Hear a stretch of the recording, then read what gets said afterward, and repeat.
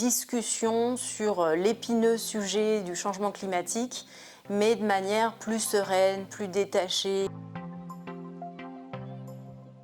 Alors, je suis Swazik Fleury, je suis consultante, formatrice et facilitatrice d'ateliers en intelligence collective dans le domaine du développement durable et j'interviens plus particulièrement dans les sujets liés à l'environnement marin. Et comment j'ai connu les conversations carbone? J'ai été invitée à participer à un cycle par une de mes collègues de travail. Je suis Marie-Françoise Pierre, je suis gérante de l'entreprise Enjeu et je fais du conseil, de la formation, de l'accompagnement au changement sur les transitions. C'est vraiment par l'AMI qui a été lancée il y a 2 ans maintenant, par l'Agence canadienne de l'énergie. C'était un post Facebook et l'intitulé, en fait, il m'a vraiment parlé et je me suis dit, allez, go.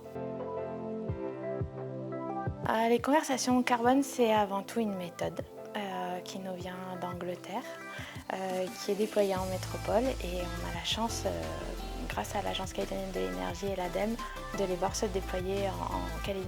Et donc c'est une méthode d'accompagnement au changement pour réduire son empreinte carbone, faire face aux défis climatiques tout en se faisant plaisir et sans devenir dingue. Alors, qu'est-ce que c'est? Les conversations carbone, ce sont des rencontres, des échanges en petits groupes pour parler de notre empreinte carbone. Et c'est dans un état d'esprit convivial et bienveillant. Ça crée de l'espoir, ça crée un sentiment de je ne suis plus seule dans mes questionnements, dans mes plans d'action.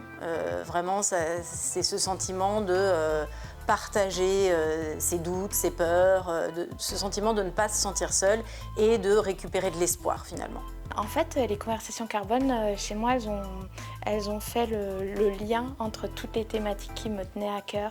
Les thématiques forcément de transition écologique, mais aussi de communication non violente, d'inclusion et d'accompagnement au changement. Et du coup, elles ont consolidé toutes ces approches, elles ont donné du sens et moi j'ai fait « waouh, ça existe, il y a des gens qui ont théorisé tout ça, c'est merveilleux ». Je retiens moi beaucoup de techniques, professionnelles après et qui m'aident en fait, qui facilitent mon quotidien professionnel. Aujourd'hui, moi j'utilise même les conversations carbone dans plein de sujets, je fais plein de ponts tout le temps, donc ça c'est très riche. La chose que je retiens le plus, c'est le plaisir, c'est le fil conducteur, donc pour les participants mais pour moi aussi, le plaisir à tout un tas de niveaux, professionnels, personnels, de rencontres et d'ouverture en fait sur tout un futur vraiment chouette.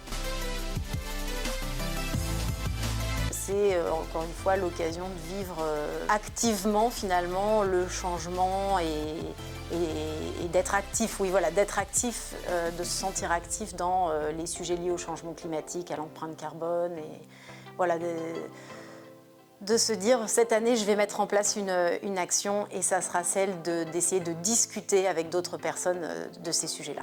Je dirais, faut être surpris, c'est une méthode qui est différente. C'est clair, mais justement, jouons la différence. Je crois qu'aujourd'hui, il faut faire les choses, il faut entreprendre, faire les choses autrement.